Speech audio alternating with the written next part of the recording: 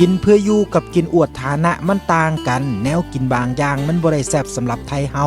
อาจมีคุณค่าประดับหน้าตาให้บางคนแต่บางอย่างมันแพงเกินโตหรูหราเกินไป